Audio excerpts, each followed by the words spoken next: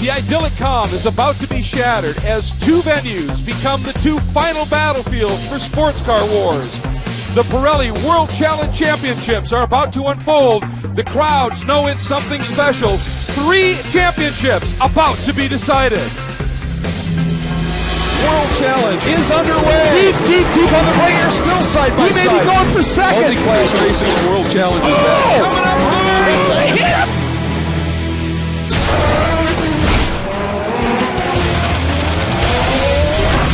Hi everybody, I'm Greg Creamer, joined as always by my booth partner Calvin Fish. And what a marvelous show we have for you. We have a 2-hour programming block. We're covering 2 completely different races at 2 of North America's legendary venues. The season finale is going to wrap the championship up right here at Road Atlanta, one of North America's most daunting and challenging venues. Chock full of corners like the legendary Turn 1. Amazing speed, not a lot of runoff. This is a venue that challenges not only a driver's ability, but their bravery and commitment to get around here in a hurry. The racing should be awesome. You can have a better place to conclude a season of racing. However, it was at the most recent round, round 11, where it turned into a championship clinching round in all 3 of the classes. The racing was exceptional, and at another of North America's legendary venues, Mazda Raceway Laguna Seca, with an iconic corner, the corkscrew. The racing there was great. So we're going to bring you right now our call from round 11 at Mazda Raceway Laguna Seca. Enjoy.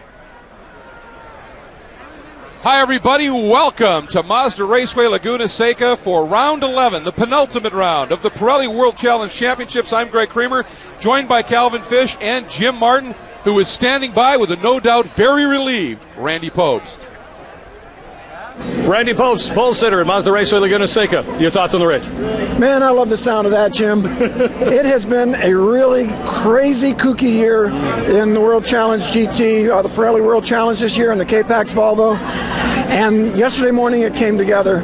I started getting some of that good luck that was shining on us last year when we won the championship in this Volvo. And last lap just squeaked out a pole. Car ran great, set up well, handled well. I can't wait for the race. And the rest of the field anxious to get this one underway as well. In particular, the top 2 in the GT Points Championship. And earlier, Jim Martin caught up with both of them. James, there's a couple of people in front of you, but you got to finish first. Do they need to watch the mirrors?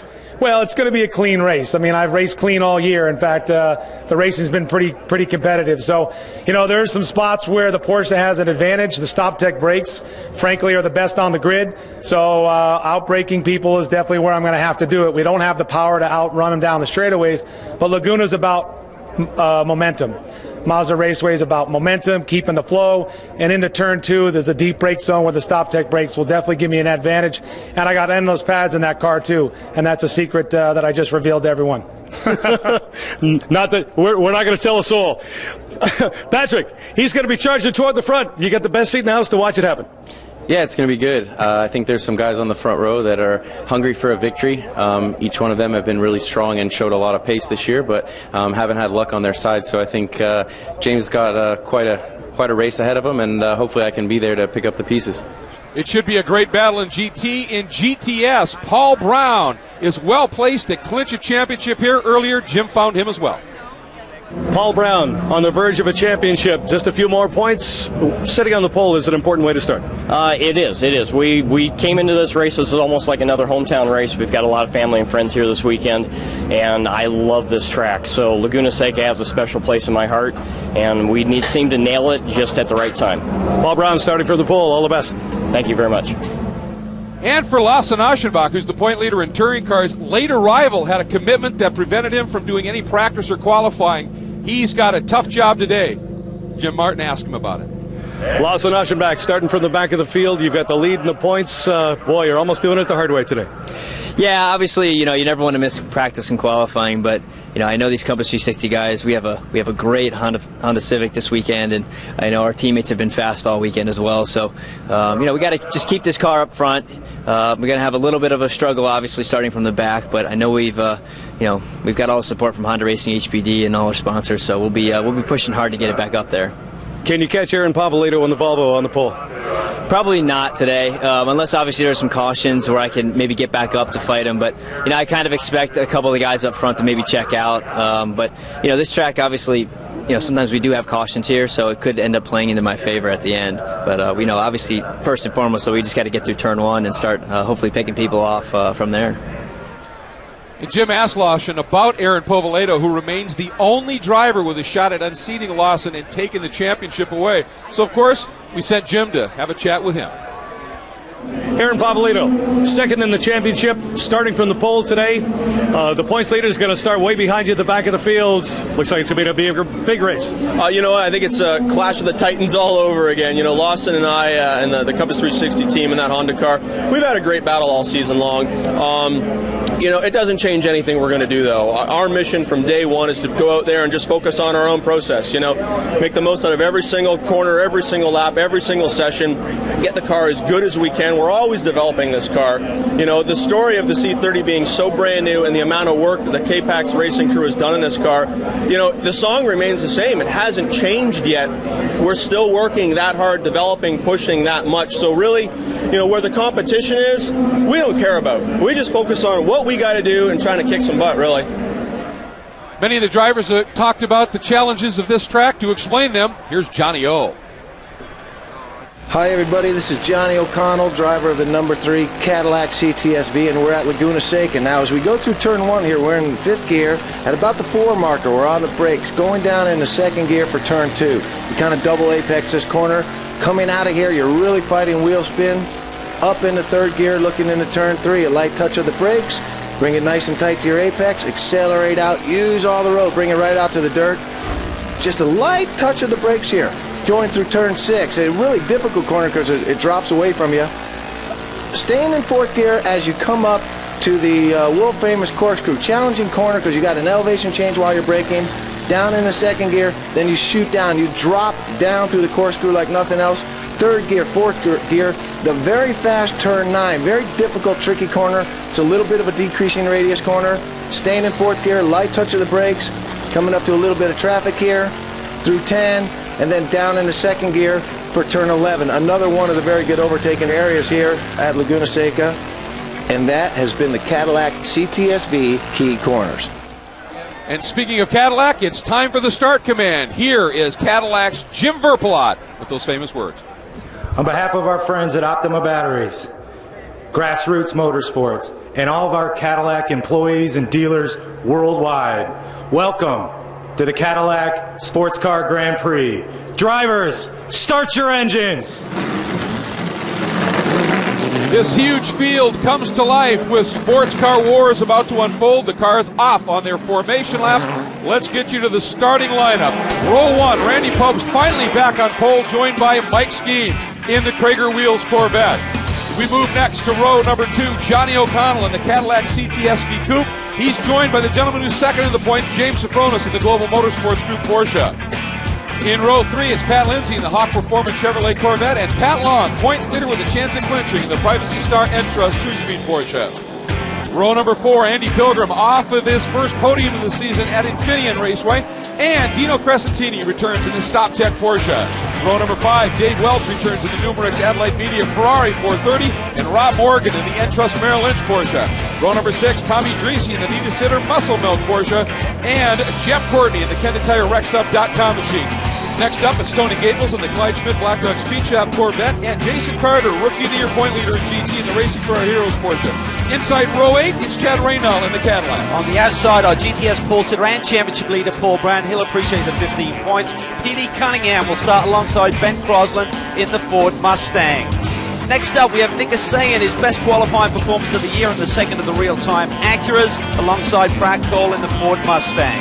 Row 11, Andy Leon debut from Chandler, Arizona. He'll start alongside Brad Adams in the Ford Mustang FR500. Then Chris Waterman in the Ford Mustang starts alongside Eric Foss, who named the overnight charge from Mid-Ohio yesterday. And on the touring car pole, it's Aaron Povolato. He'll be joined by Tristan Herbert in the Brimtech German Autosports VW. Row 14 has Rob Holland in the second K-Pax Volvo C30, and Brett Sandberg in the Compass 360 Honda Racing Civic Si. Row 15, Tom Allen, another Compass 360 Racing Honda, and Carolyn Quila in the Kia Monster Racing VW. Row 16, Patrick Sagan in the Tavares Holmes Cap Sports Honda, and the Tommy Chen returns, the young rookie in the Auto World Mazda RX-8. Then Lawson Aschenbach trying to get to the championship from deep in the field, and Ray Mason, his Compass 360 teammate. Row 18, Ron Zitza, the Gia Monster Zatz Racing VW Jet, had some problems in qualifying, and Tom Leopard, the Team Cobalt Leopard Associates, entering as well. Some problems for him in qualifying. And a big story here in GT. This is the K-Pax crew. Alex Figge had a mechanical problem they could not sort out. As a result, all GT hopes rest on Randy Pope. The Pirelli World Challenge Championships are being brought to you by Sunoco, the official fuel of over 40 series of driving, racing, and winning. By the Cadillac V-Series, the 556 horsepower CTSV coupe, sedan, and wagon, the world's fastest family of cars. And by Pirelli, for power is nothing without control.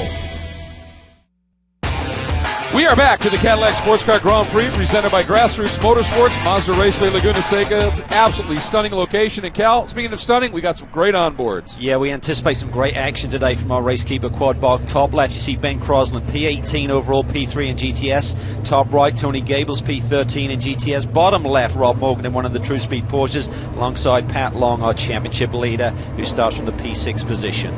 And we are getting ready to start this 11th of 12 rounds of the championship. As always, when the lights go out, the red lights go out, we are racing. And looking forward to this one. What a great venue. The wheel-in lights are on. Great tails away view. We're racing. And oh, what a great, oh, somebody stalled right in the middle of the track. Pat Lindsay? No. That was David Welsh in the Ferrari, and he really bottled up everybody behind him, Cal, but it looks like everybody able to make it through so far, but Popes explodes into turn 2. Well, the all-wheel drive Volvo once again gets the job done at this standing start. First pole position of the year for Andy Post. Meanwhile, Johnny O gets a great start, gets around Mike Skeen. He's up to second early.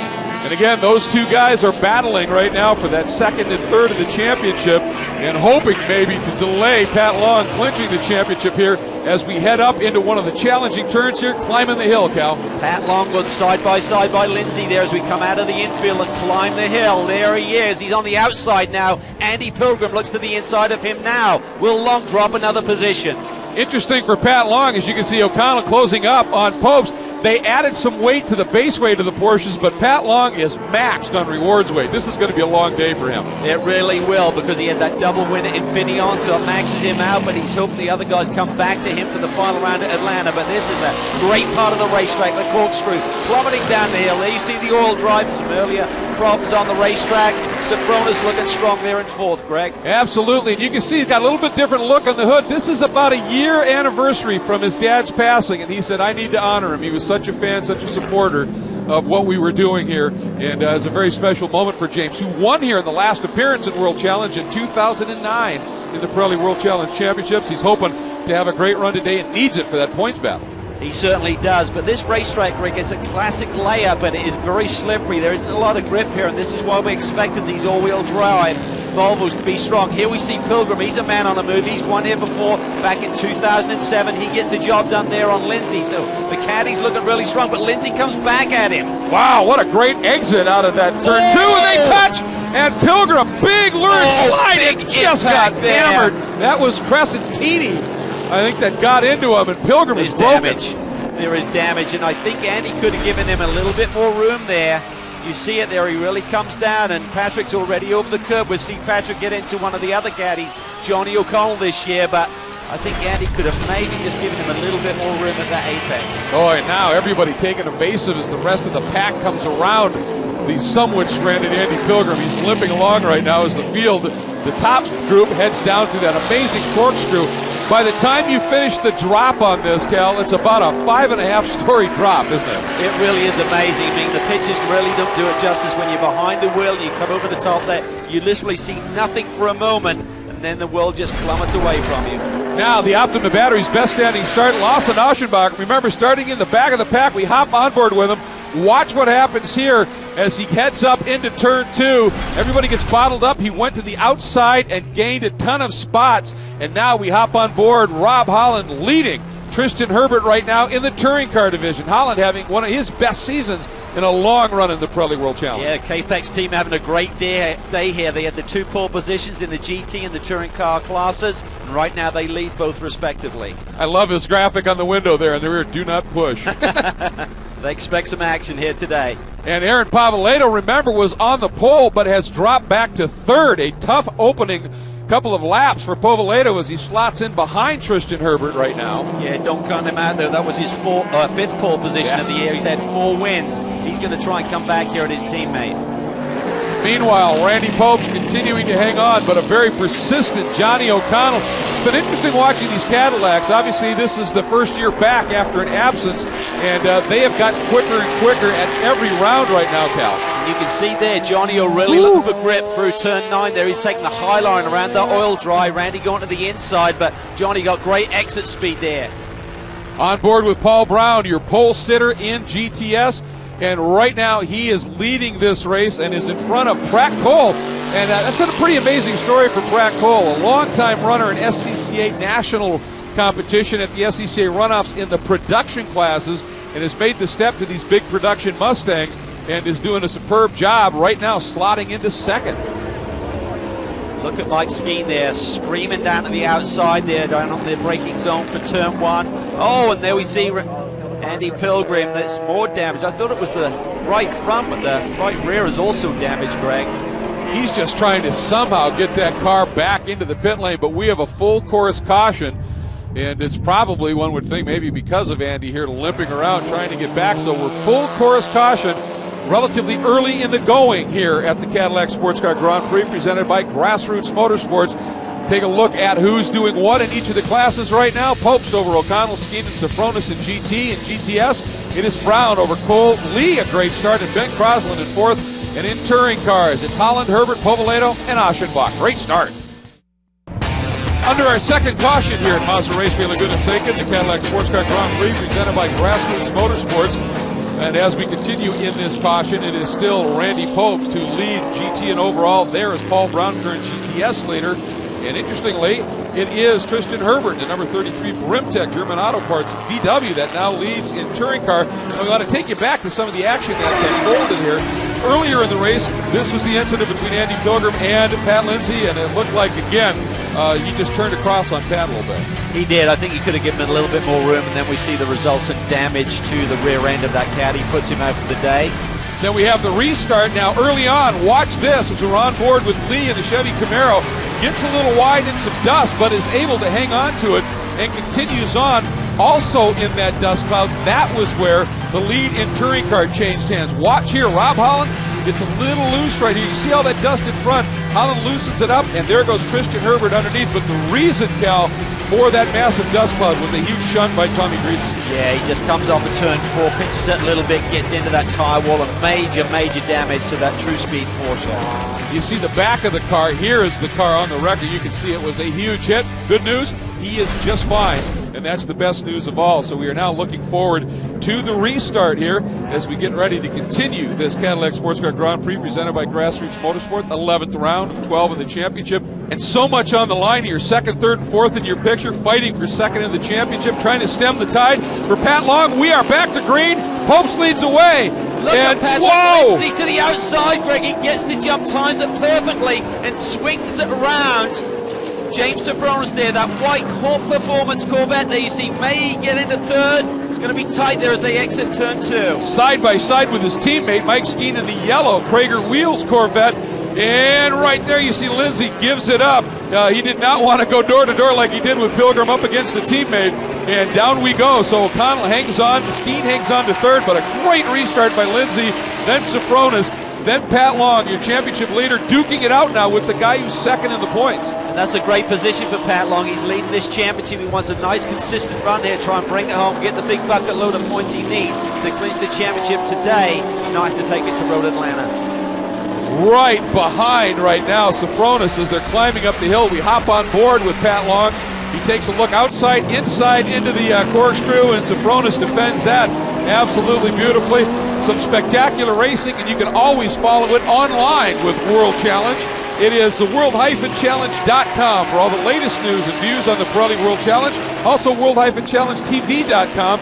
You can check out cool in-car video, driver interviews, watch this complete race, watch all the other World Challenge races online right here. And of course, on both of these sites, you can stay tuned for great news about 2012. Some great stuff on the horizon for the Pirelli World Challenge Championship. And, of course, we hope to see every one of these drivers and teams back in it. And look at this, Johnny O'Connell, knowing Skeen's awfully quick. He saw Johnny a bit defensive down into 2. Yeah, well, he's also defensive down into that final turn, turn 11. Skeen slid it to the outside, and Johnny said, you're not going to have it that easy, mate. Kind of blocked him coming off the corner, so there's a bit of cat and mouse going on right now, but great to see 3 very different cars battling out in the front. It really is, and you talked about how this track especially, that's Andy Lee and the Bondurant Camaro. It's his first World Challenge start, a little bit unfamiliar with the standing start, Cal. Yeah, we understand he moved a little bit earlier, so he's got to serve that penalty, but it's been a great performance by him running up in the top 3 on debut in his Camaro. Yeah, an instructor with Bondurant, and with all the cautions we've had, that was his first. You have to serve those penalties under green flag, and it was the first time they had a shot to getting clean and get that done. And speaking of getting it clean, Randy Popes clean into the corkscrew, but look at Skeen, as you talked about, Cal, really starting to house Johnny O'Connell. Puts him in an interesting position, doesn't it? He really can't focus too much on going after Popes because he's got to keep his eye on the mirrors in that yellow Corvette. He doesn't like seeing that. Now we're on board with Eric Foss. What a great performance. Started at the back of the grid, having not been here all weekend long. He's up to 4th, got Ben Crosland in his sights as you head down through the corkscrew. Really tough when you're close behind someone. He touches to the inside. Crosland gets loose there, off in the dust. Look at this, side by side through 9. Can Foss now stick it to the inside on the braking for turn 10? He does. And I think maybe Foss in that Traxxas St. Jude's Mustang helped Crosland. That Interbex FX Mustang get just a little bit loose down there. And Foss, though, able to make it work. And, of course, coming up quickly from behind. You take a look at one of those beautiful real-time Acuras closing in as well. Meanwhile, overall, GT, it is Popes. He touches him. Skeen gets into the back of Ocon. We know there's no love lost between these two guys. Fighting out for second as Popes continues to lead. Boy, he just grazed across that bumper once again. Skeen pretty relentless right now, giving him the old chrome horn just a little bit, letting him know he's there and wants through. And, of course, O'Connell full defensive right now. And Lindsay, the teammate in the White Hawk Performance car, joins this battle as well. And they have dropped Sofronis just a little bit. And, of course, Long, with all that extra awards weight, is falling off just a little bit as well. This is where they're going to really feel the horsepower of these big cars. And Long will feel that weight, that climb up the hill. And there is Pratt Cole as he is working his way around and chasing right now your leader. That's Paul Brown, that's GTS, but back in the GT division, look at this attack again by Skeen. Yeah, he's all over the back of Johnny O'Connell. He qualified second, so you'd think he's got a little bit more pace. While Johnny's defending here, Randy Popes is streaking away up front in that Volvo. So a big day for the Volvos. We knew they'd be good here on this slippery racetrack. Look at this, O'Connell kind of takes it to the middle of the road, trying to say, don't try the inside, but he's compromising his line a little bit there. There you see it. He has to use a little bit more steering input on the exit, and that loosens the car up a bit. The racing absolutely intense, but up front overall, it is Randy Popes in GT and GTS. It's Paul Brown in touring car. It's Tristan Herbert.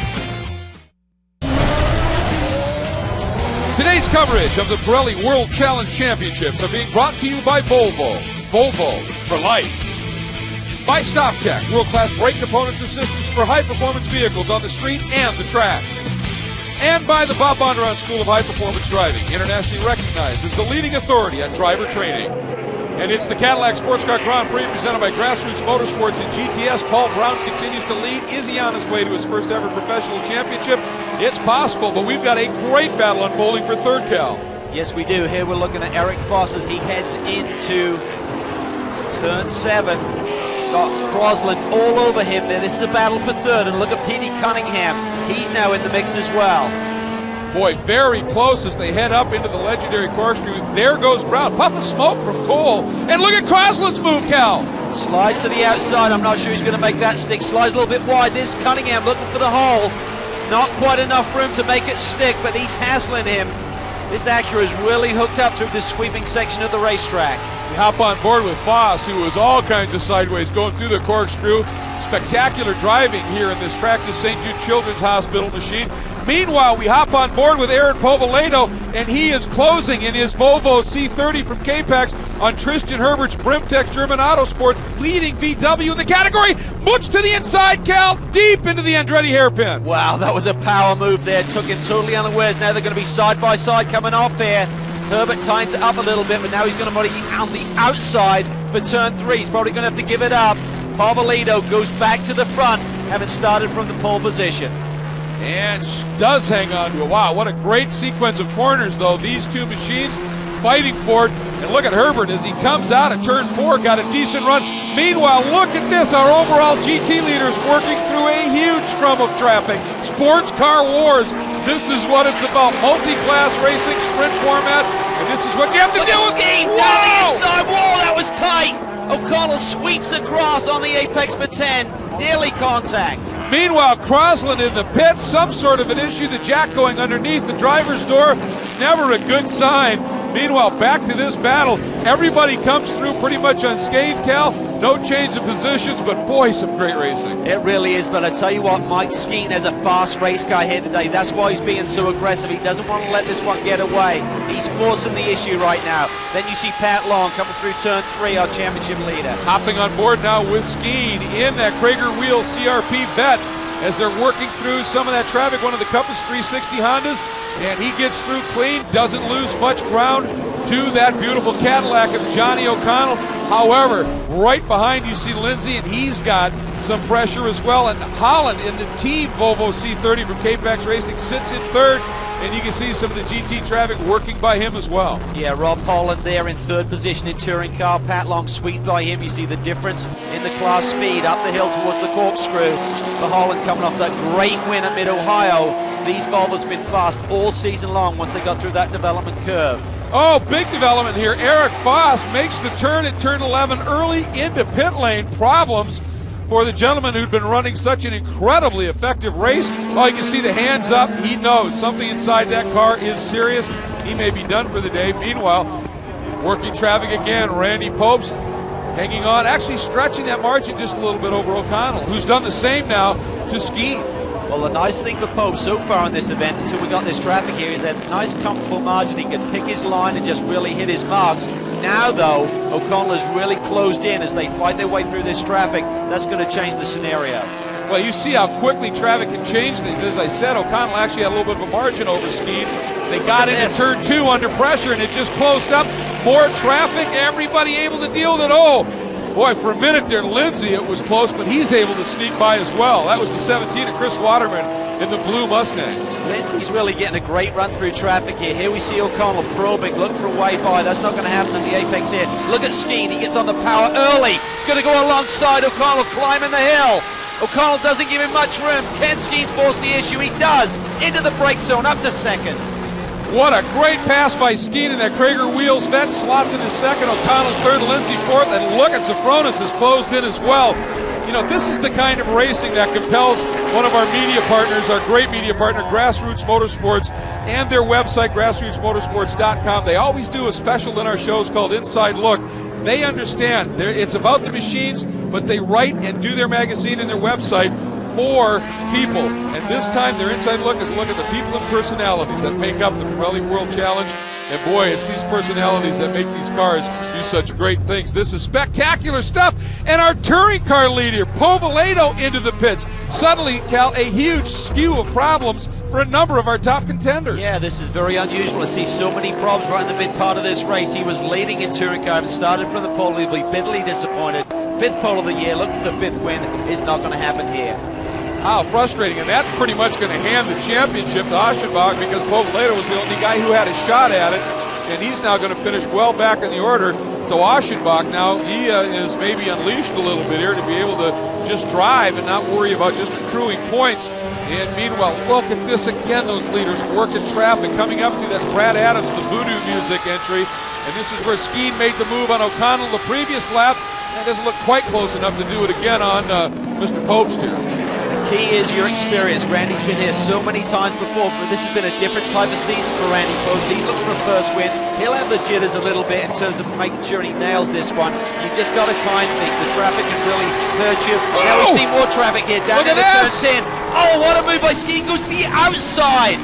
What a surprise. Randy had the apex. He had to think that he had the position saved. And Skeen just swoops around him. Look at Patrick Lindsay now. And the other CRP Corvette, he's looking for a way by as well. Can they run 1-2? He got by O'Connell. What a great pass, but Skeen, that outside move, then just slammed the door on Popes. What an impressive move by young Mr. Skeen. Boy, the battling continues here. It is Skeen now leading Popes, Lindsay to third, and O'Connell fourth. Brown, Cole, Cunningham, and Sayan in GTS. And touring car, it is Herbert back on point. Closing in on the conclusion of the 11th round of the Pirelli World Challenge Championship, the Cadillac Sports Car Grand Prix presented by Grassroots Motorsports at Mazda Raceway, Laguna Seca, and boy, some amazing racing going on.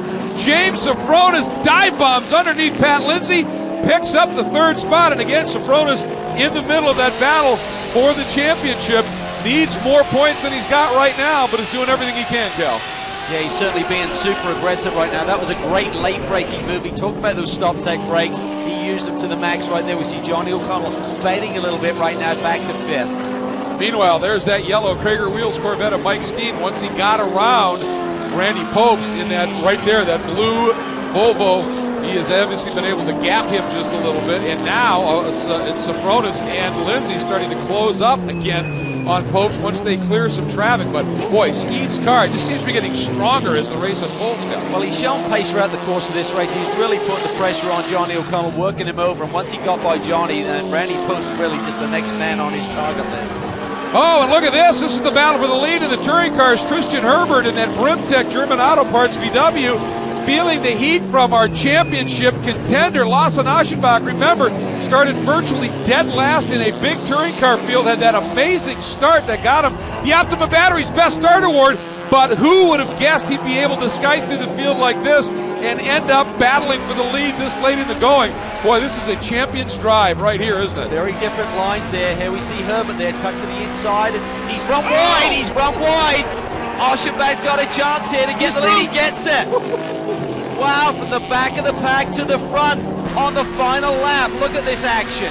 Boy, Tristan just feeling the heat. Now, Tristan, though, up into turn 5. It's the long way around the outside. Can he do anything with it? Watch to the left. Do you see the white Compass car? Yep, there goes Aschenbach. So he hangs on to the point after a great exchange of corners.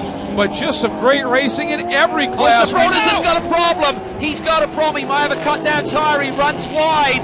In an instant, Lindsay and O'Connell are through. This has championship implications. I mean, Safronis in the thick of this points battle. Yeah, he came in second in the points, so Long gets a little assist there, ironically, from another Porsche contender. And that's not what you want to see happen. Oh, boy, and Safronis, who loves this track, has had great success here in the past, and a great late race charge, all for naught. Meanwhile, last lap, and Skeen, it was in this sequence of corners he made a absolutely brilliant pass for the lead. Now he negotiates it one last time, Cal, and is on his way perhaps to a third win of the season. He's been up on the wheel all day. He's got a great car underneath him. He wanted to win. He knew he had the car to do it, and he's executed. Onto the front straight. Here he goes. The checkers await right by the bridge. They fly, and Skeen gets it done. A brilliant win. And obviously that CRP team absolutely delighted. And if Pat Lindsay can hang on for a good run, there he does. It is a third spot, so they have a double podium, first of the season for CRP. That's a great way to finish out a long season with just one round to go. Meanwhile, look at Paul Brown on board the 1 hour heating and air conditioning Luminox Tiger Racing entry, and that looks like it will be a clinch for Paul Brown. Absolutely amazing season for this man. They weren't even sure they had the budget to go the entire year, and he's able to do it. And look at that, he's just running it off a little bit. I think he's savoring the moment. And for Lasse Aschenbach, Cal, just a stunning drive. Yeah, if he can just get up the hill here. I know Herbert's close, but I mean, he seemed to have a lot more grip in the later laps of this race.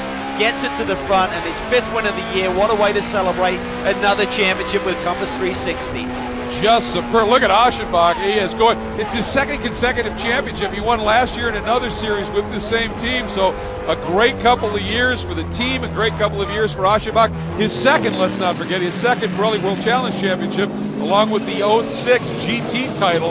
And Mike Skeen, boy, look at that. He is just having, a great time out there as he's enjoying this lap of honor after his 3rd win of the season. Let's take a look at our full field results. Skeen, Popes, Lindsay, the double podium, O'Connell 4th, Long, that's enough, 5th.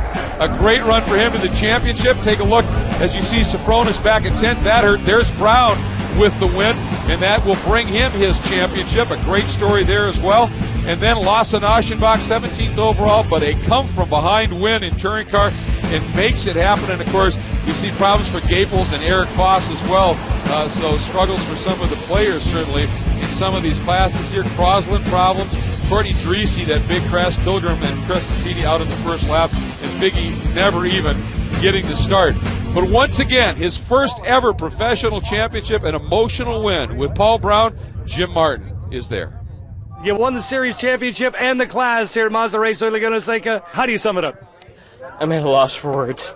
There's so many people involved. I'm just... I can't thank everybody that's been involved with us enough. It's actually my wife and I's anniversary today, and it's the second time we've been at the track together. I've always been missing each other, so this is just another way to top it off.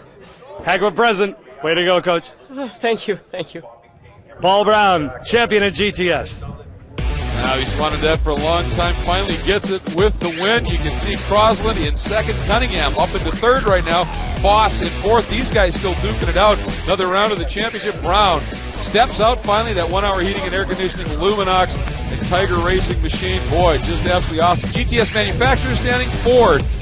Well in front of Acura right now. That will be a clinch as well. Ford's third championship in the Pirelli World Challenge.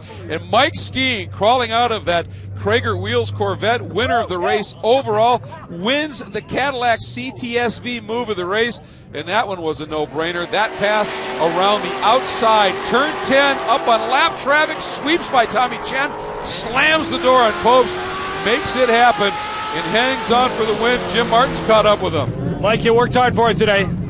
Yeah, that was a really tough one. We dropped back one at the start, and then we kept having those yellows at the beginning, and we couldn't get the Krager car at the front. But fortunately, we went green flag for a long time there at the end. Managed to get through some guys in traffic, and really, really happy for CRB Racing to be back in front. Yeah, and that double podium as well, and now Long with the clinch. That fifth was just enough, but Skeen, O'Connell, Safronis, they are in a war for second in the championship right now. In the manufacturer standings, Porsche leads over Cadillac, Volvo, and Nissan at this point. And we talked about it, a champions-worthy drive by Pat Long. Jim? Patrick Long, champion of the Pirelli World Challenge for 2011. Great drive today. You did exactly what you had to do. Yeah, thank you. It feels great. It's all about these guys right here. They worked their tails off every single race. We were reliable. We finished the race. We didn't get into trouble. We missed one race early on. It was going to be tough to recover, and to lock this up early is a testament to the Porsche 911 and to True Speed and all their preparation. It's been great to be involved with this series. It's a real class act all the way through, and it makes it exciting with those touring cars and GTS, and they do a hell of a job out there as well. So I'm just honored to be here, and I look forward to celebrating with these guys in Atlanta. Congratulations on the championship. We get to do it one more time in Atlanta. Thank you very much. An amazing season for him. Meanwhile, our Sunoco Hard Charger goes to Lasse Aschenbach. It's the most overall positions approved. Started 32nd overall, finished 24th, and came through for a win. Absolutely superb run by Lasse Aschenbach. Again, to his fifth win, and that was a clinch in the championship. And Jim Martin has found him as well. Lasse Aschenbach, champion in the class. A race winner today in your class as well. Couldn't ask for more, could you? No, not at all. I'm glad I showed up. I guess I should say that first. But first and foremost, I really want to thank Compass 360, Honda Racing HPD, Pelote, Hartman Luggage, Corsa Car Care, OMP, all our sponsors. Man, this Honda Civic was awesome all day. We fought, we battled. We had a great car, a reliable car. And the car obviously just suited this track pretty well. Now, obviously, we don't have quite the straight line speed some of these guys do, but we have reliable cars, and they're fast and through the corners, and kind of all came together today. I'm so happy right now. I'm kind of in awe right now. I can't believe this is going on, but I want to really thank Honda and Compass 360 Racing for putting this together. Carl Thompson, Ray Lee. I know you guys aren't here right now, but thank you very much, and everybody at Pirelli and World Challenge. I mean, this series is very fun. It was very exciting to come back here this year. And obviously being in the touring car class, which is super competitive, especially when you have companies like Volvo and Volkswagen in it, it makes the racing better for everybody. So just really stoked and really happy right now. And, man, I want to celebrate. Good job. Congrats. Thank you. An amazing season for Lasse Aschenbach. Gets the championship. Povoledo, a strong season as well, just missing out with that mechanical today. Holland, Christian Herbert, you can see the points there. Then Honda up in front of Volvo and VW. Honda on its way perhaps to its 5th championship in the series. And of course, we always have the manufacturer fan championship, and that's for the fans to come out and support their brand. And Cadillac had a huge showing here this weekend, and those fans adamant they win the manufacturers fan championship here. Great support by those fans. So that wraps up our 11th round of the championship, but we have one more coming from one of the most daunting circuits on the tour, Road Atlanta. We'll see you there next. Well, it was some spectacular racing in Mazda Raceway Laguna Seca, but now we are back, everybody, at the Cadillac Road Atlanta Grand Prix, the final round of the Pirelli World Challenge Championship, and some great storylines to be sure that are unfolding. In the GTS category, of course, we told you back in our call from Laguna that Paul Brown has clinched the championship. There's a look at Paul, but behind him a great battle for second. Ben Crosland sits third in the points. P.D. Cunningham is second. And earlier I found P.D. to chat with him about his chance in this battle with this young man. P.D. Cunningham, you've extended your second position in the points by a few after qualifying here. This is a young gun. This is a star of the future coming. How do you keep him behind you, not just in that points battle, but in the race today? Well, the Acura's strength is going to be, I think, on the long run, so we're going to hope for all green conditions and hope that by the end of the contest, the consistency of the Acura and the good handling will be good enough to hold on to that second position. If it's not, we can drop all the way down to fourth, so we're really gunning for it, and we definitely want to try to do what we can to finish second in the points. Eric Foss, fourth in the points, but on pole here. And while he lives in Texas, this is his home track. He told me about it earlier. Yeah, Road Atlanta is a momentum track for sure, Greg, but we have a long straightaway back there, so it's going to be pretty difficult. We'll see if we can get a good start and get a little bit of a lead. I expect Paul and Ben to be driving up there. Petey had a great lap in qualifying. I think we've got a mix of 4 different cars in the top 4, and you can't count out Ian in the all-wheel drive Audi. It's going to be tough to keep him at bay at the start. So we'll just get through the first couple laps, see how it plays out, manage our tires, and see what we can do. And then the story of Alec Udell, Calvin Fish, 0-6, but it's not on a Camaro, it's on a Mustang. No, he had some problems with his Momentum Camaro, some braking issues, so he switched over to the Rohagan Boss Mustang. So bit of a change for him, but I'm sure he'll adapt quickly. Should be an interesting story. Now, of course, let's take a look at the GTS Drivers' Championship point standings, and there's been a big change after Mazda Raceway Laguna Seca. Pratt Cole was disqualified from second. That elevated PD to second in the race. That's what puts him in this great position here for the championship. Now, in GT, Pat Long has already clinched, to be sure. Behind him is a great battle unfolding for second in the championship. Hometown boy Johnny O'Connell comes in third after his great run at Laguna, but Mike Skeen with that win at Mazda Raceway Laguna Seca comes in now second in the points. It is a great battle. We thought, obviously, at Johnny's home track, he fired the first shot by taking pole, had to touch base with Flowery Branch's own Johnny O'Connell. I found him earlier. We know you hate following yellow Corvettes, and you're in a battle for the points championship for second with a yellow Corvette. He's behind you. That's exactly what you wanted to do, I would think. Well, yeah, you know what I mean. This being my home track and everything, you always want to show well, you know. And what's nice is that, you know what, when we got the pole at Sears, I didn't feel I had a great race car. You know, I felt I had a good 1 or 2 lap car. You know, here we've you know, the engineers just did a great job, and so not only is it quick, but I think we're going to have a good race car. And you're right, you know, we're going to have a great race with the Corvette of Mike Skeen, and shoot, you know what, we'll just see what happens. As long as yellow stays in the mirrors. Yeah, you know what? I haven't driven yellow Corvettes for a long time. I know that they're a challenge. It'll be fun to keep one behind me. And Mike Skeen has raced Johnny O'Connell aggressively this year. What's his take on the championship?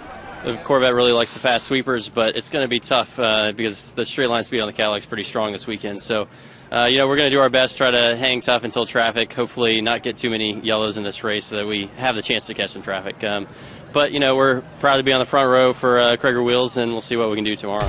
Now, Porsche's gained its 9th Manufacturers Championship, but where are they here? Well, Pat Long back in 7th, and Sofronis. This is not a track that suits the Porsche particularly well, so they have some work cut out for them, to be sure. Now, another great story, of course, is what's unfolding in the touring car division. And there, Aaron Paveleto has notched his 6th pole in the season, just a remarkable run. And he has been a great story as well.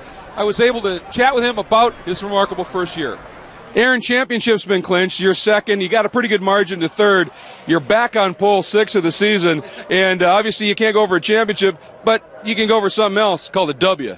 Oh, yeah. We're here to set the record straight. We got a little bit robbed of our last win at Laguna there. We led up to the last 3 laps and then had a failure that put us out. So we're here to stamp our authority on this race. We're here to show the series, the world at large, that the Volvo C30 prepared by K-Pax Racing is the car to beat. And, you know, like I've been saying all year long, it's such an honor to work with this team.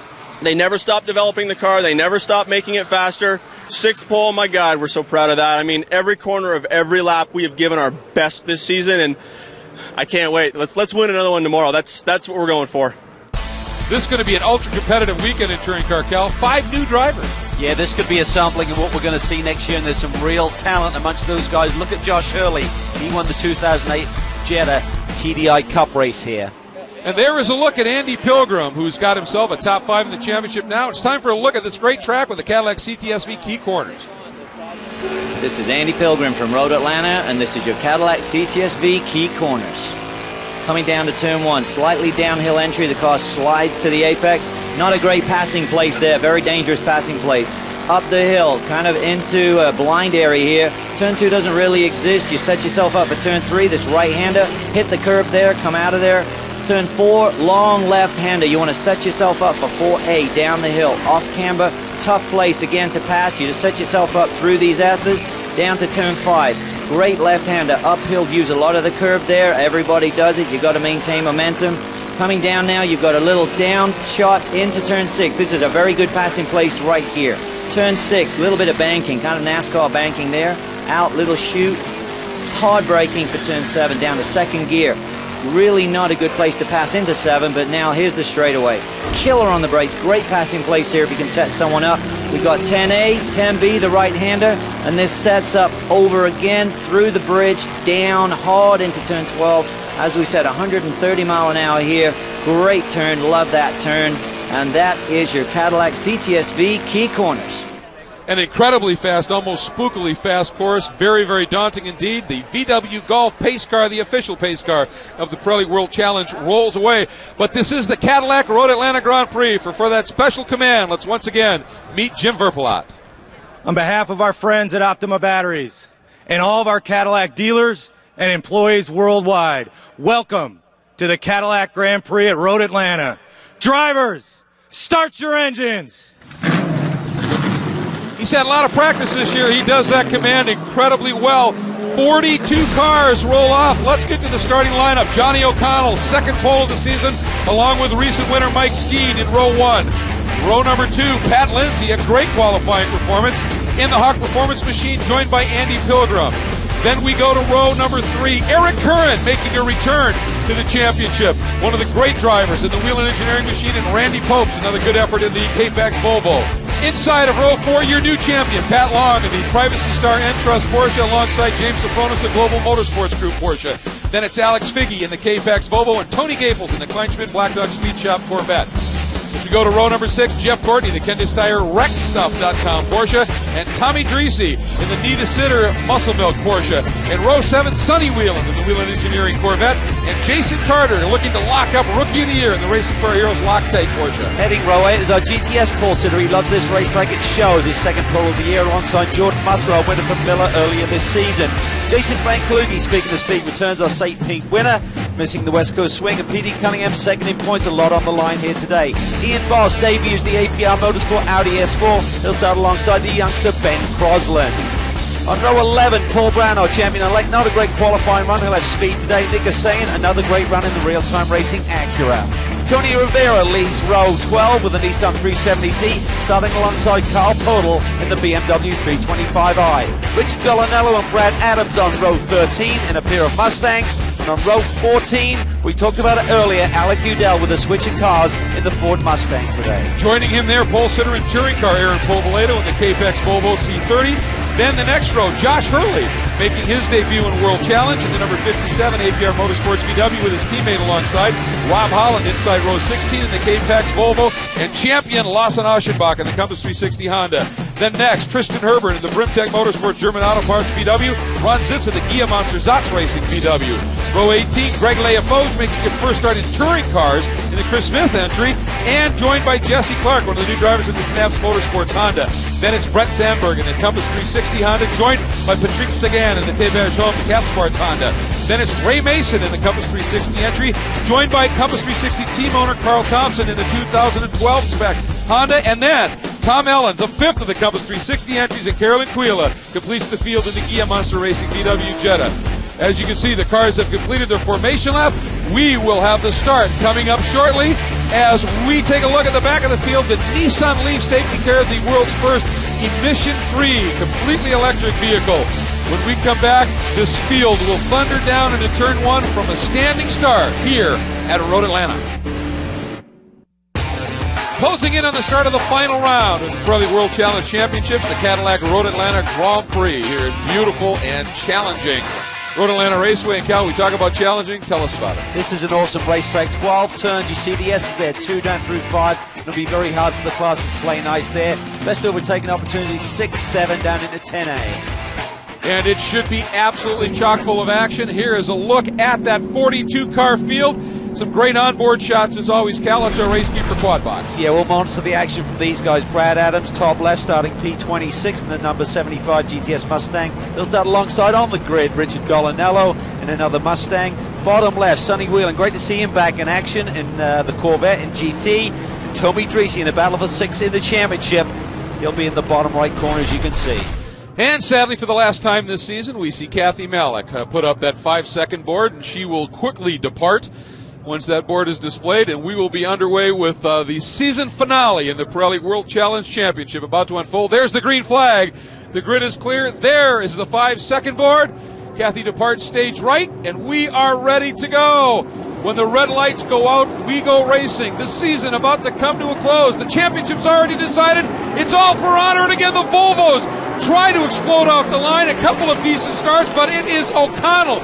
Boy, did he figure that launch out, Cal. That was perfect. Randy Post tried to elbow his way through there, but the Corvettes got up to speed really quickly and hung on to second and third. And here comes Eric Curran, trying to make it 3 Corvettes in a line astern, but Popes makes it stick, takes that 4th position back. Is it just me that thinks that the world is finally right again? Eric Kern and Sonny Whelan are back in World Challenge in those red and white Whelan Engineering Corvettes. Great to see as they come through those S's you alluded to. Spectacular stuff in the back. Brad Adams almost dropped that left rear tire coming through in that green Voodoo entry. And here we go, up and out of this final turn. There's the 71 of Aschenbach. Right behind him is Gleason in one of those APR VWs, that sort of maroon and black colored machine. You can see them almost 3 abreast coming up into turn 6 as we hop on board with Rob Holland. And look at this move as Aschenbach slices through, and that's Gleason alongside. You can see him there. You can see the APR VW, and he tags him a little bit. Look at this. Oh, he turns him. That's going to be impact on driver's left. Close action. Oh, look at the damage on that VW. That was a big one. Yeah, they're carrying pretty good speed out of there, Kel, aren't they? It's the lower speed corner, but they get up to speed quickly, Greg, as they accelerate off that corner. Oh, and this happened earlier in the lap, and that is Brett Sandberg, and I think that was Ron Zitza in the Gia Monster. It was. So 2 incidents, separate incidents on this opening lap, and we're full course caution. Well, that's good to see. Immediately, Kevin Gleason out of the car. He'll be disappointed on debut here. He's won races in the Continental Sports Car Tire Challenge Series this year, but not to be. There you see a piece of his car wrapped up in the front bumper of Rob Holland. Certainly not intentional, just both those guys accelerating off the corner, and they kind of came together and got turned. Yeah, that piece pretty embedded there. Looks like a bit of an air brake, unfortunately. Yeah, look at that. Just absolutely planted right there for Holland. Gleason, of course, qualifying 3rd. Meanwhile, the Optima Battery's best standing start, Paul Brown, absolutely launched. There he is, just going by right there. We're on board watching this move. He went by a slew of cars. Remember, qualified 7th after hitting traffic and qualifying, and a great launch to get the best standing start, courtesy of Optima Batteries. Early caution here in the season finale, and here's where we stand. O'Connell, Skeen, Lindsay, and Pilgrim, your top 4 in GT. GTS, Foss, Musser, Bosson, Brown up from 7th. And in touring car, Povoleto, Hurley, Aschenbach, and Tristan Herbert. We continue under caution here at the Cadillac Road Atlanta Grand Prix. Those two separate incidents, both involving touring cars. A double incident in Turn 5 and, in a way, a double incident over at the exit of Turn 7, just as they're really getting on the throttle and heading up that back straight. Taking a look here, your leader in the touring car division is Aaron Povolato. That K-Pax Volvo C30 front-wheel drive machine, the first season of Volvo running in touring car, and what a remarkable year it has been for them. That team showing some awfully good stuff. There is your leader in GTS. Really a great story, Eric Foss. That Ford Mustang FR500S, because of its history with Barrett Jackson auctions and the like, continues to run the normal 4.6-liter displacement. All the others of the 500 even have been punched up to 5-liter. The bosses are 5. So for him to be running this well here, it says something about his driving and the setup John Horton, his engineer, put on that car. There's Kevin Gleason's APR VW, the car that got into the wall at the exit of Turn 7, and the primary reason for this yellow. But we are getting ready to go back to green here in short order. The VW Golf pace car, the official pace car, into pit lane. Johnny O leads him down, Cal.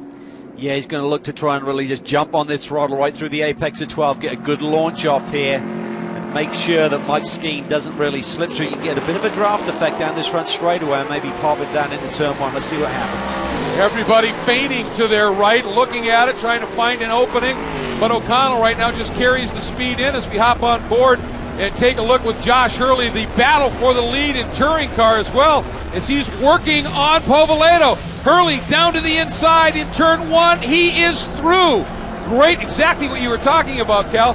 Using that draft, came from a little bit further back, obviously, in the field, and was able to make it work. Yeah, he loves this racetrack. Last time he was here, he won in the 2008 series of the Jetta TDI Cup, so he knows the track well, and great to be back. But look at this. Pat Long trying to put the pressure on Jimmy Sofronis. Long has clinched this championship, of course, but he wants to be the leading Porsche here today. Oh, really violent there. Switching one side of the track to the other, looking for a way through, trying to harass Jimmy into a mistake, possibly. Is it just me, but that's an awful lot of confidence in those Pirelli P0 slicks to be slinging that car around at that speed, at that approach. Yeah, I mean, these drivers have loved the change to these tires this year. It's really aided the performance of all three classes, and we've seen lap records fall throughout the season. Good run there, too. You see that black Corvette, the Kleinschmidt Black Dog entry of Tony Gaples, having a good early run. But the battle is on for second, and it is the teammate, Skeen, being hounded in his Krager Wheels Corvette by that White Hawk Performance Corvette of teammate Pat Lindsay. And Pat Lindsay, up until about midway point in the season, it was very much a developmental year. That was a brand new car. But boy, has that thing come good in the latter stages of this season, and he has had some stellar runs. Yeah, the team calls him Hawk Boy, and he's really started to show some form here last couple of rounds. I mean, he's very strong at Mazda Raceway Laguna Seca, and right now showing the same pace as Skeen in the early laps. Here's Eric Curran. Great to see those Whelen Corvettes here. Currently running fourth, red and white Corvette as he plows down through the S's. Huge elevation change here, just winding up through the gears and then down into the brake zone for turn 5. Great corner there. Kind of climb the hill there, gives you a bit of grip, use all of the curb on the exit. You're talking about Curran, the first session they ran, he was really off the pace, and he said primarily because this is the car we ran the last time we ran GT a few years ago. We haven't really started it up since. And he said we got here and we had a diff issue, we had all kinds of problems, but that Whelen crew, the Marsh Racing crew, really doing a superb job and dialing that car back in, and Curran giving it a great run. There, Josh Hurley now, your new leader. We watched that great pass he put on Povolato on the restart, and look who's lurking right there in third, as always. It's like Lawson Aschenbach. There's a reason they call him Awesome Lawson. The guy is absolutely relentless. He really is. Scored his 5th win of the year at the last round to clinch the championship in fine style. But look at this. It's going to be a great battle today. 3 different marks, 3 superb drivers at the front of the touring car field right now. Well, Povolato called it the battle of the clash of the Titans, not talking necessarily about himself, but the teams and the drivers that are in this. It's amazing. And, you know, if you're a social media guy like my friend Calvin Fish is, so involved in it, a couple of opportunities for you with the Pirelli World Challenge. Facebook, well, search World Challenge, GT, GTS, and the Touring Car Series. Interact with other World Challenge fans and post your race pictures and videos. Or you can do a little tweeting. Just join World Challenge Twitter account at twitter.com/WC Racing. Receive instant updates on race weekends from the series. Eavesdrop on Cal and his buddies. Just dishing on each other. That's pretty much what we use it for. Exactly. It's a lot of fun. It is that's for sure. But some great information on the racing series around the world as well, particularly the World Challenge Series. So here we see Post now starting to put some pressure on Eric Curran. One thing I was going to ask you, Cal, with Curran, we talked about that car. It essentially been mothballed, not used.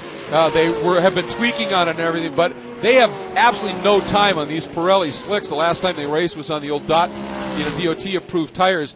Is that going to maybe cost them as the race unfolds, you think? Well, possibly. I mean, there's always a learning curve that you go through. Even though the Pirellis perform very well, you've got to learn what they do throughout the course of a long stint here. So hopefully they've got good balance on the car. Typically you have problems if you have an imbalance. As long as the car is balanced, they should stay underneath you. All right, some great racing in the early going, but O'Connell leads overall in GT and GTS. Eric Foss, and in Touring, Josh Hurley. Today's coverage of the Pirelli World Challenge Championships are being brought to you by Nissan, innovation for all. By Racekeeper, one of the world's most capable and trusted providers of video data loggers. And by Optima Batteries, with twice the life and 15 times the vibration resistance, they really are the ultimate power source. And by the way, there's a tremendous fantasy league that is all part and parcel of the Pirelli World Challenge, and if you'd like to join, you can find it at world-challenge.com/fantasy league. It's presented by the Bondurant School of High Performance Racing. Here's the deal, folks. It has already been clinched by Steve Walsh out of Kitchener, Ontario. He has been on this season, but you can take a look at it, sign up, and think about it for 2012. That program is valued at $5,000, and you get a chance to go to one of the great stores. And look at this, another great battle for the lead in touring car. Looked like Povolato was going to go for it around the outside, and boy, Hurley is in full protect mode right now, Cal. Yeah, he really is. He's feeling the heat right now. Aaron Povolato looking for that 4th win of the year, at his 6th pole of the year right now. Now he moves alongside down this long back straightaway. Let's see how the power stakes square up here. VW against Volvo. And it is the Volvo just nosing ahead. That silver BMW is Carl Podel, who's running in the GTS category. Had a little problem early, and that's why he's back in the mix. Now he's going to try and make it 3 abreast down the inside of both of these guys. Can Hurley follow him through? Thought about it, couldn't quite get it done. Yeah, Podel did a nice job there because he really attacked that corner and kept the car underneath him, which was very impressive. But meanwhile, Povolato now has gapped Hurley by a couple of car lengths. That will take the pressure off. He should have a nice lead going down into turn 1 because you can really pick up a big draft with that downhill run through turn 12. It's amazing the effect that has on the car behind. Well, that's why they call it a great toe when you get it, and obviously Povolato used it a little bit, but then Hurley was able to take advantage and has drawn right back up. Now, there's a look at your leader, Eric Foss. We talked, though, about the fact that the champion was clinched at Mazda Raceway Laguna Seca, Paul Brown. In doing so, he got his 5th win of the season. The last time a Boss 302 raced in SCCA Pro competition, it was a legend, Parnelli Jones, and Brown tied his wins. The fact that Parnelli Jones, the legend himself, won the Trans Am Championship, which was a production-based race series in 1970 with the Boss Mustang 302, won 5 races, won the championship. I feel that the Pirelli World Challenge Series is almost like that today in the fact that we're using production cars. You can almost buy this car off the showroom floor. We're using production parts. To even be associated with a legend of that is an honor.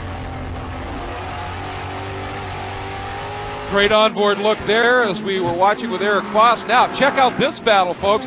Alec Udell, as we were talking about, teammates essentially for this weekend. And they get into each other.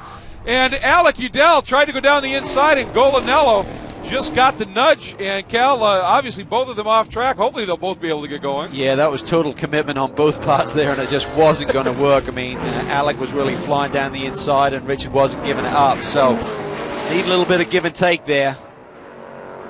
There's Golinello able to continue in his Grand Sanitation entry, but without that great momentum down the hill. Here comes the voodoo music. RaceWithRP.com Mustang of Brad Adams, and he slots through, picks up the 9th spot as he gets by Golinello as they climb the hill at turn 1. And of course, part of it is obviously Udell just not all that familiar with the Mustang after racing the Momentum Camaro all season long. So a little bbit different deal, and maybe just misjudged it a little bit. There we see the leaders plowing their way through there. There is Johnny O'Connell. Look at Skeen. He's all over him. He's going to get even closer here as Johnny has to deal with a little bit more traffic coming through turn 5. Look at Skeen. A great exit there. Johnny's going to have to use a pick there. He tries to do it. Moves over to the middle of the road. Skeen still probing. Looking for a way into turn 6. Boy, Johnny carried the brake late into turn 6 and kept Skeen behind him. Now that hard braking of 7, and then getting on the power as soon as you can here is huge, isn't it? Yeah, he's really leaning on it. And that caddy got a little bit of a restrictor brake this week, so it should have some good power going down this long back straightaway. Well, they've always said that the Cadillac, they've been massaging it. The handling has been good, but because of the restrictors, it's been down on power. It's been opened up and breathing well, and it's taken him to the overall lead and the lead in GT. But Skeen, obviously, in very, very hot pursuit. GTS, Foss leads it, but Brown now up in the second. And in touring cars, Povoleto back in front of Josh Hurley. Number of fierce battles continue here at the Cadillac Road Atlanta Grand Prix. Cal, this one for sixth. Yeah, this is a great battle. It's really starting to intensify. We've got our championship winner for the year, Pat Long there. And the Entrust True Speed Porsche starting to put the pressure on James Sofronis. Some traffic now. This is really a tough place at the racetrack to meet it. Got Ian Boss there on debut with that APR S4. And look at this. Sofronis trying to squeeze through all over the curb there. Long gets a bit of a run on him. And Long's going to try and go after. Now, all of these cars run Sunoco fuel, and we asked competition director T.C. Klein to tell us about that program. One of the cool things about having Sunoco involved in the series is we have a history with them since 2003 as the spec fuel. And the beauty of that is we have consistent, high-quality fuel that they manufacture at a special facility for their racing fuels to ensure that quality consistency. And one of the beauties of their fuel is it's a 100-octane, unleaded racing fuel that is pure octane. The extra cool thing about using this spec fuel with Sunoco is that all of the engines can be tuned to it. Because it's so consistent, they can rely from race to race and venue to venue that they're going to get the exact same quality fuel. So that's what makes it important. And Sunoco, they make such a great partner because they've been in the racing industry for over 40 years supplying race fuels. The Pirelli World Challenge Series is very excited to have a long-standing relationship with Sunoco Fuels. Well, they do provide an awfully good product. It is reliable, and it allows for great racing like this. And, well, I'll tell you what, Sofronis held on in front of Pat Long, and now they come up on another APR machine. They're finding him everywhere on the track. This is just a fierce battle. Yeah, it really is, and James is really hanging on to that position vigorously coming through this field. And there's a real timing to this traffic. You've got to be so careful. If you just run up on the back bumper there, you're going to lose all of your momentum, all of your exit speed. So he's trying to look ahead and just time through this traffic, but it is not easy. I think for James, it's a matter of pride. Obviously, Pat's clinched the championship a couple races ago. James was the closest one to him, and then he had some problems. So I think right now it just means everything to him to keep Pat Long behind him. And now his defense is complicated by the fact they're running through an intense battle for second in the GTS field, going by that orange Mustang of Jason Von Kluge, speaking of Parnelli, in a Boss 302. And now they're coming up and working by new champ Paul Brown, who has moved up from 7th into 2nd. So some incredible racing going on in GTS. And now we go back to our overall race leader, Johnny O'Connell, continuing his march through the pack.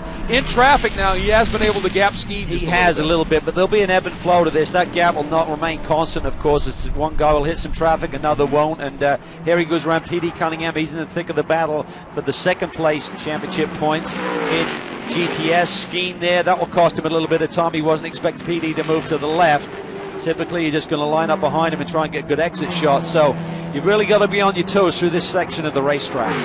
And then you add in traffic from 3 classes, like Aaron Povoleto leading in touring car, and that certainly makes it all the more challenging. And again, a good driver in like the touring car division has a good eye on the mirrors, watches those other cars coming up, and make sure that he gives him every opportunity to get through clean, because it'll ultimately benefit him as well. And O'Connell working traffic absolutely beautifully at this stage of the race, able to open it up a little bit over Mike Skeen. Yeah, Johnny's been on top form all weekend long. I mean, this is his home track. Now he's based just down the road, of course.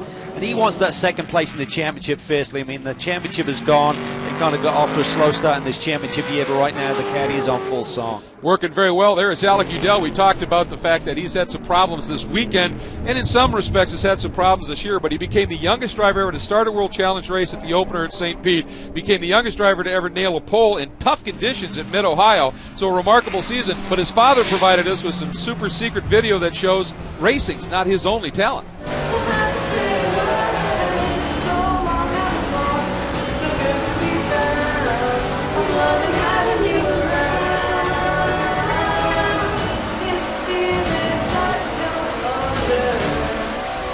Wow, I think Alec's dad was worried about girls influencing his career. That should take care of that, mate. What do you think?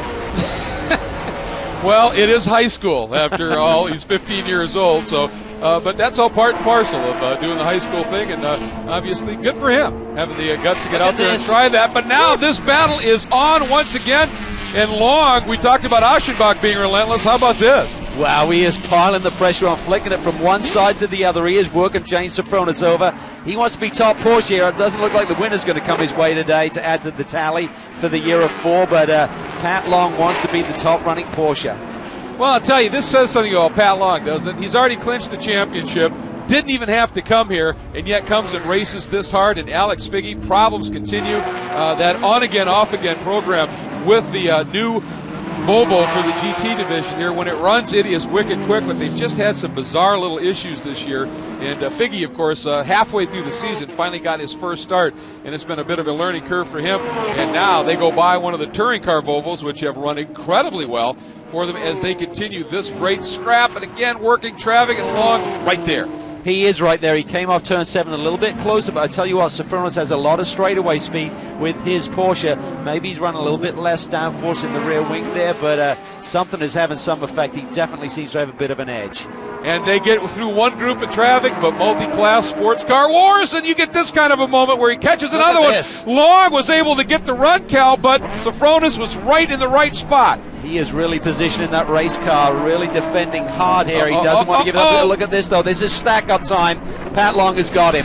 He's got to the inside. Yeah, there was no way if James tried to come back on that one, there was going to be contact. That was the definitive pick, wasn't it? Yeah, he just got stacked up there. Those cars just didn't come off at turn 1 with enough exit speed for Sofronis to really reposition the car, and Pat Long was through in a flash.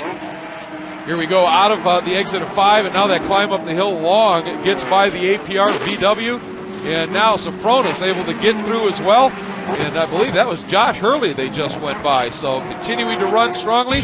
It is O'Connell, though, leading overall in GT. Then it's Foss in GTS, Povaledo in TC. The 2011 Pirelli World Challenge Championship winding down here at the Cadillac Road Atlanta Grand Prix, the 12th and final round of the championship. There is your touring car leader, Aaron Povaledo, and he has made an escape. He has got himself a handy lead right now in that beautiful Volvo C30 front-wheel drive machine at the hands of K-Pax Racing, and putting a exclamation point on a very solid season, as is Johnny O'Connell, the first season back by Cadillac since 2007 as a factory program, and he has driven a beauty. He's done a superb job here today. I saw a little bit of smoke coming from the rear end of Mike Skeen's Corvette there coming up through turn 1, so hopefully that won't be a problem here in the final few laps for him. Oh, but we have, that is number 31, Sonny Whelan. The Whelan Engineering Corvette is off at turn 11. That is right underneath the bridge. And, and he's collected. I think that's Randy Popst in the K-Pax GT Volvo. Everybody taking evasive, and you can see the corner workers up there waving that yellow furiously, trying to let people know that there's more happening. We see what happened here, Cal. Oh, Whelan's just a little bit wide there over the curb and just gets it turned around. Randy just basically noses into him there and obviously has some kind of damage because he is now sitting in the middle of the road. On board here with Randy Post, there you see a little bit of a tank slapper for Sonny. And then Randy had nowhere to go and looks like he then got tapped again, possibly from Sonny still spinning around.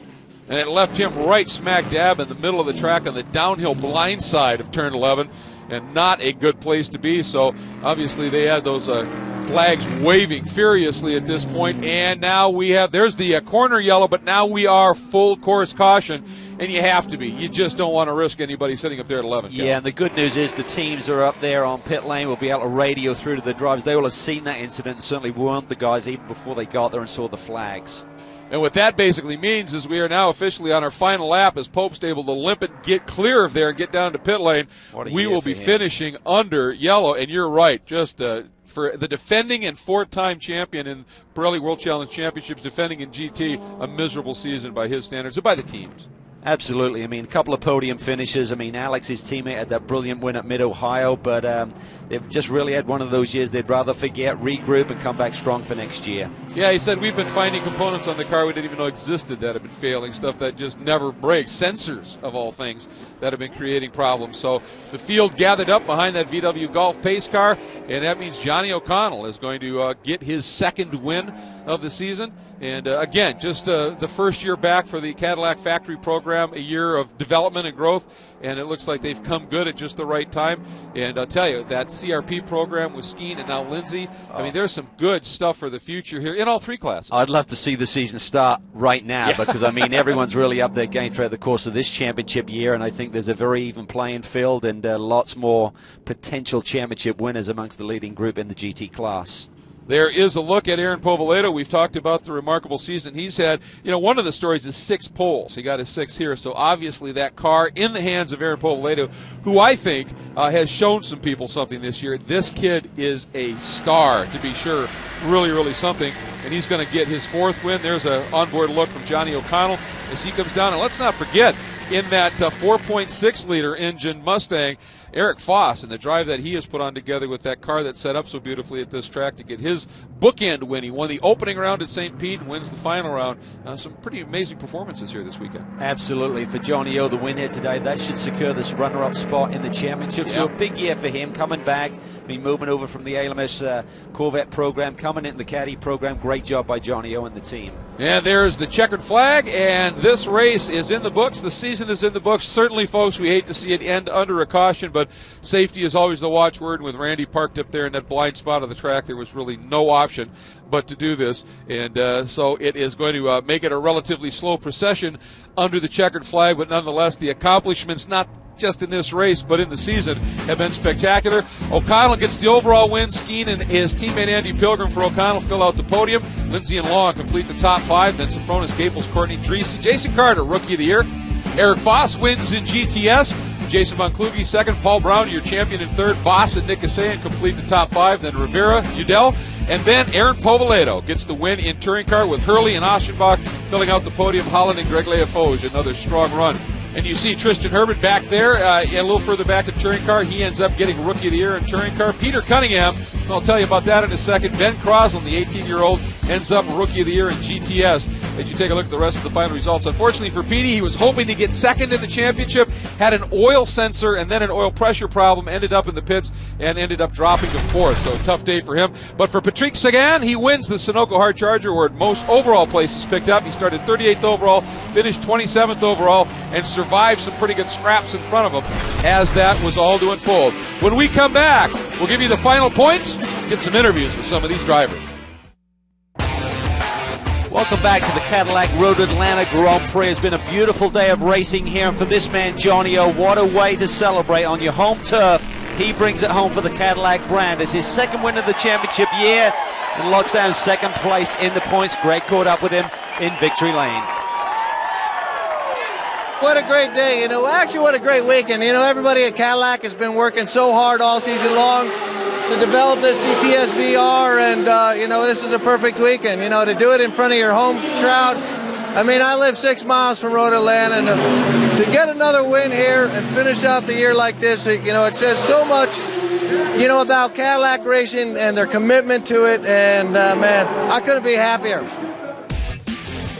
Taking a look at the GT driver standings presented by Volvo, Patrick Long clinches the championship with 1,327 points. Johnny O'Connell with a great win here today runs 2nd. Mike Skeen, a very competitive championship year. GT manufacturer standings, Porsche come out on top ahead of Cadillac, Volvo and Nissan.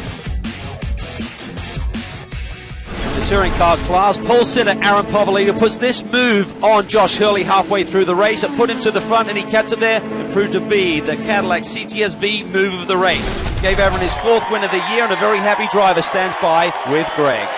That's Sports Car Wars, and Josh even autographed my car. If you look down there with the camera, there's a bunch of Josh Hurley rubber on my car. Thanks, Josh. No, that was awesome. Josh is one of my best friends in the sport, and I really respect him as a driver, and it was great going toe-to-toe. We were very evenly matched, pushing real hard. I got a really big break in traffic. Yeah, he got bottled up at the top of the S's. I got a clean run, and that 4-second gap is what basically stayed right to the end. And I was driving my butt off to maintain that, because I know if he closed up any, he's such an aggressive driver, he'd be sticking his nose in there again. So that's the way racing ought to be, and I love it. It was great fun out there today. The final touring car driver standings presented by Volvo look like this. Our champion, Lawson Aschenbach, on top, leading Aaron Povolato, and the 2nd of the K-Pax Volvo's Rob Holland in 3rd. The TC manufacturer standings, Honda on top, Volvo 2nd, and Volkswagen a close 3rd. In the GTS class, it was Eric Foss all the way, leading from pole position in his Traxxas Mustang. A great day. Second win of the year, puts him second in points. Happy Man caught up with Greg. Got to be huge to bookend this series with a big win here in the finale. Well, this weekend was big for us because we dropped down to fourth in the championship, and we knew we had to come in here and be on pole and win to even have a shot at it. Obviously, had some luck in the race too. Ben and PD had some unfortunate luck, which is a bummer. I'd rather have raced them for the points, but yeah, we ended up second in the championship. It was a great finish to a great season. We would like to have been one step higher, but that's what inspires us to do better next year. And a look at the GTS driver standings presented by Volvo. Paul Brown, our champion there. Eric Foss, a big day, moves up to second. PD Cunningham third. Ben Crosland, Nick Asayan round out the top five. And for the manufacturer's standings, it's Ford with 112 points over Acura with 57. Now, the Manufacturers Fan Championship was won today by the Corvette brand. They had a brilliant day here. Over 200 cars in their Corvette Corral, just cheering on their cars, who had a great day today with Mike Skeen finishing in second place. And looking at the season total, well, Cadillac do well with 5 wins, but it's Corvette that ultimately wins with 6 wins on the year and take this year's championship award. Well, it's been a fantastic year, lots to look forward to in 2012. For news, go to our website, world-challenge.com, including schedule news.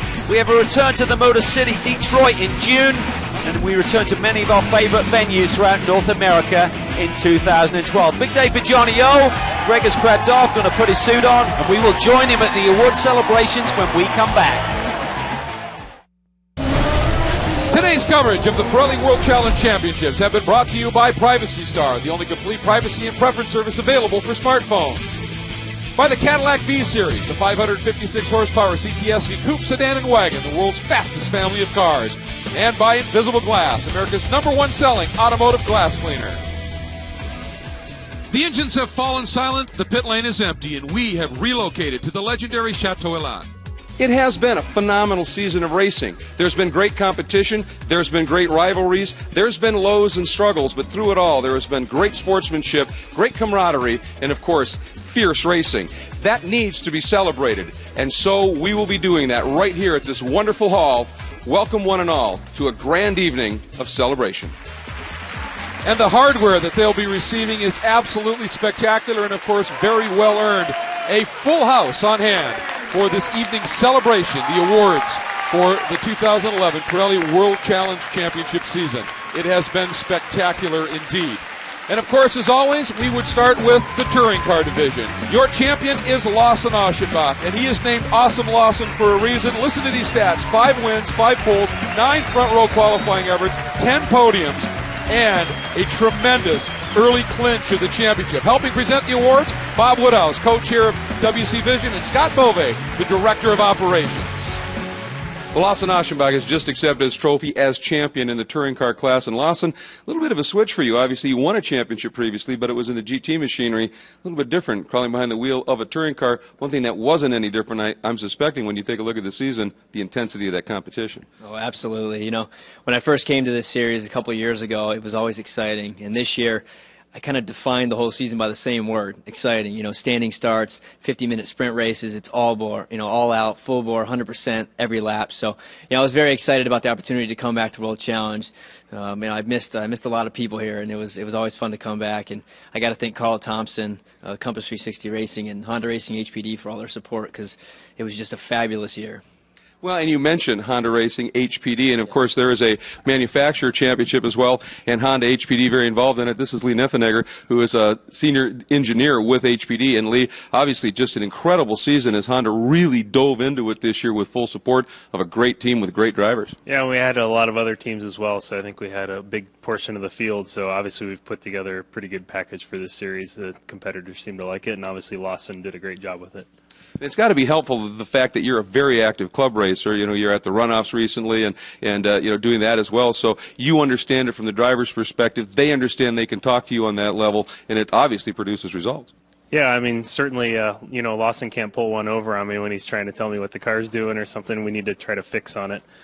We did have some technical improvements throughout the year, so and actually Lawson was driving a car that HPD built and Compass 360 purchased, so it was a good partnership.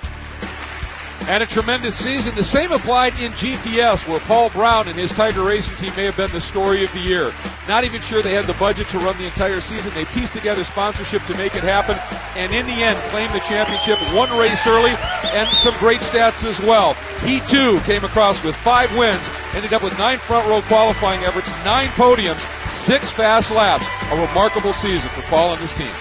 Paul Brown had some awesome battles out there this year, and that makes it even more compelling. I mean, some of the racing was absolutely cut and thrust, a little bit of a bump and go and get after it a little bit. But when you end up afterwards as a champion, that makes it all the more special, doesn't it? It does. We had to work for it. I had a couple of the races we had some really good finishes and essentially led flag to flag.